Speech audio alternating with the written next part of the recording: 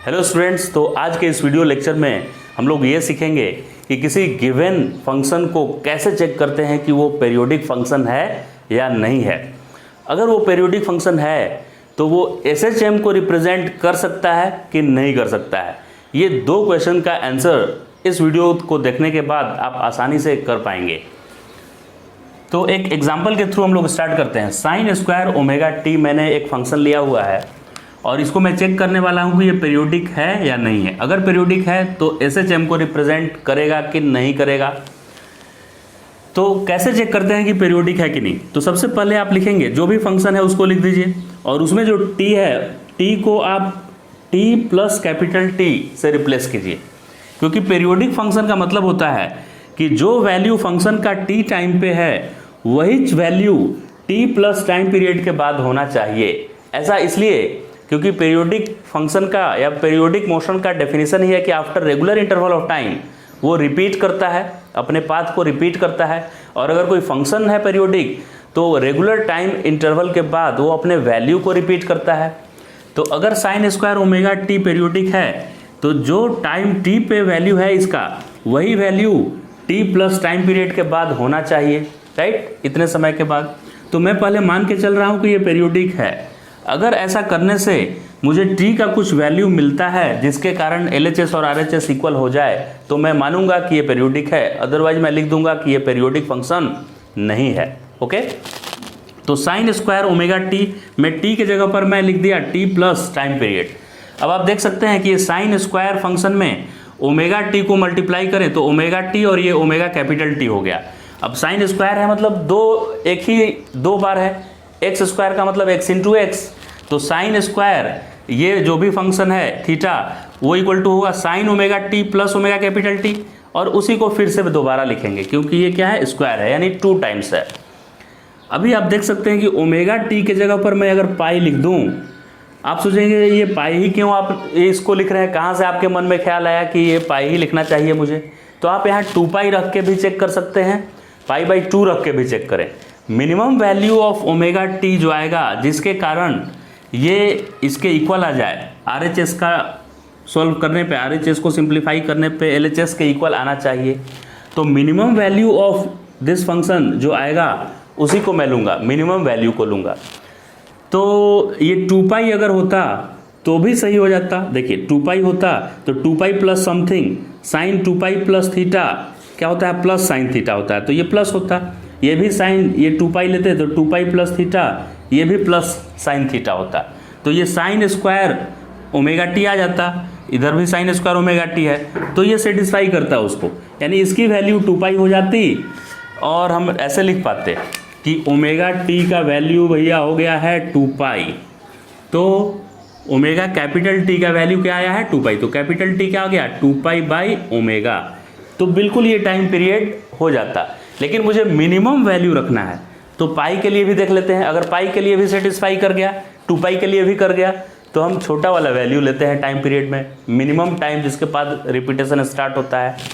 तो पाई रखकर अगर हम देखें तो साइन पाई प्लस समथिंग करने पे माइनस साइन आ जाता है वो एंगल, क्योंकि आप क्वाड्रेंट में देख सकते हैं ये 0 है और यहाँ पे पाई है। पाई में कुछ ऐड करेंगे तो ये तो tan का घर है, तो ये साइन में माइनस लग जाएगा इधर, क्योंकि यहाँ से यहाँ पाई होता है और पाई में कुछ ऐड करेंगे तो थर्ड क्वाड्रेंट में आ जा रहा है ना, और थर्ड क्वाड्रेंट तो tan का घर होता है, तो उसमें साइन निगेटिव होता है। तो साइन अगर इसके जगह पर आप पाई रखें तो pi plus omega T equal to minus sine omega t, ये भी sine pi plus omega t minus sine omega t, और माइनस माइनस मिल के हो जाएगा प्लस, और ये आ जाएगा साइन स्क्वायर ओमेगा टी जो कि LHS के इक्वल आ रहा है। इसका मतलब ये हुआ कि आप ओमेगा टी को पाई भी रख सकते हैं, ओमेगा टी को मैं रख सकता हूँ पाई, तो इससे टी का वैल्यू क्या आ गया, पाई बाई ओमेगा। तो इसका तो time period pi by omega हुआ। पिछले बार जो 2 पाई बाई ओमेगा आया था वो तो ज़्यादा आया था, मुझे तो मिनिमम निकालना है।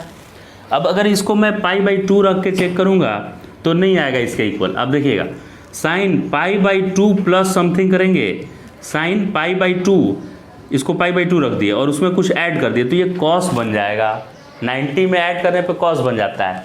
ये भी sine pi by 2 plus omega T करेंगे तो कॉस बन जाएगा, तो ये कॉस स्क्वायर ओमेगा टी आ जाएगा, जबकि इधर साइन स्क्वायर ओमेगा टी है, इसीलिए पाई बाई 2 नहीं रख सकते हैं।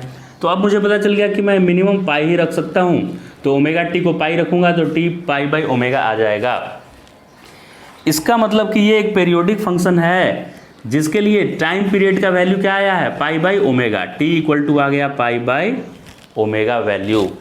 तो ये तो कंफर्म हम होली है कि ये एक पेरियोडिक फंक्शन है जिसका time period pi by omega है। किसी भी फंक्शन को आप ऐसे चेक कर सकते हैं कि वो पेरियोडिक फंक्शन है कि नहीं है। अब ये SHM को रिप्रेजेंट कर सकता है कि नहीं, ये देखते हैं।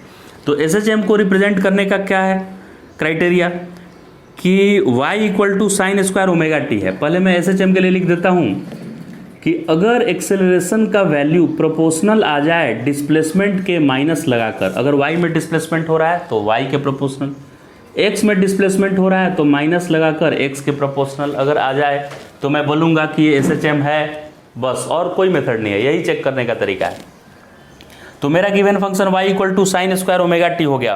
वाह, बहुत बढ़िया sir, sine square omega t ये तो गिवन हो गया। अब इसको एक बार डिफरेंशिएट करते हैं, ध्यान से देखिएगा। एक बार डिफरेंशिएट किया जब मैंने इसको, तो ये चेन रूल से डिफरेंशिएट होगा।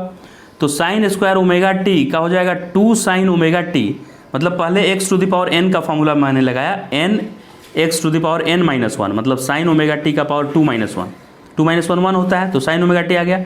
और फिर साइन का हो जाएगा कॉस ओमेगा टी, और जो कोएफिशिएंट होता है उससे मल्टीप्लाई भी होगा, तो यहाँ पे ओमेगा से मैं मल्टीप्लाई भी कर देता हूँ।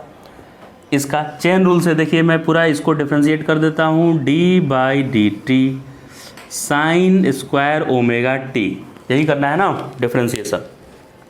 तो इसको चेन रूल कैसे अप्लाई करते हैं, डी बाई डी और यहाँ पे लिख देंगे साइन ओमेगा टी और ऊपर लिखेंगे साइन स्क्वायर ओमेगा टी, और फिर डिफ्रेंशिएशन करेंगे sine omega t by d t. तो इसमें किसका फॉर्मूला चलेगा, x to the power n का। तो x to the power n का होता है nx to the power n minus 1, यानी 2 साइन ओमेगा टी का power 2 minus 1, 2 sine omega t का पावर 2 माइनस 1 1, यानी 2 साइन ओमेगा टी हो गया। और फिर साइन ओमेगा टी का t के रिस्पेक्ट में करेंगे तो कॉस ओमेगा टी आएगा, लेकिन ओमेगा मल्टीप्लाई हो जाएगा t का कोएफिशिएंट, तो ओमेगा मल्टीप्लाई हो गया और कॉस ओमेगा टी आ गया। अब y डैश नहीं चाहिए, y डबल डैश चाहिए, क्योंकि एक बार पोजीशन को डिफरेंशिएट करने से मिलता है वेलोसिटी, और वेलोसिटी को डिफरेंशिएट करने से एक्सेलरेशन मिलता है। तो इसको फिर से डिफरेंशिएट करेंगे तो इस बार u इंटू वी रूल चलेगा, ये u है और ये v है। तो क्या कि ये 2 और ओमेगा को बाहर रख देते हैं, 2 और ओमेगा बाहर है। अब इन दोनों में कॉस ओमेगा टी को मैंने रखा एज इट इज, और साइन ओमेगा टी का किया तो कॉस ओमेगा टी आ गया, और जो कोएफिशिएंट है उससे मल्टीप्लाई भी मैंने कर दिया। दूसरे स्टेप में इस बार साइन को बाहर रखा, साइन ओमेगा टी को बाहर रखा, और कॉस ओमेगा टी को किया तो माइनस साइन ओमेगा टी आ गया, और इस ओमेगा से मैंने मल्टीप्लाई भी यहाँ कर दिया। डिफ्रेंशिएशन समझ में आ गया। आप अपने तरीके से भी एक बार देखिए, डिफ्रेंशिएट करने के बाद कितना आ जाएगा, तो एक पहले से ओमेगा है और ये भी ओमेगा बाहर आया, तो क्या 2 ओमेगा स्क्वायर हो गया, 2 ओमेगा स्क्वायर। और आप देख सकते हैं कि कॉस स्क्वायर ओमेगा टी और ये माइनस लगाकर साइन स्क्वायर ओमेगा टी, तो cos square theta minus sine square theta होता है कॉस 2 थीटा, तो ये आ गया cos 2 omega T.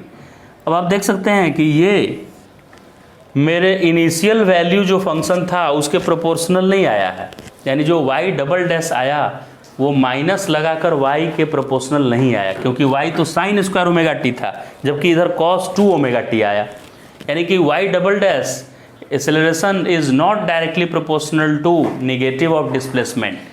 So y equal to sine square omega t is not a SHM, यानी कि ये फंक्शन सिंपल हार्मोनिक मोशन को रिप्रेजेंट करने लायक नहीं है।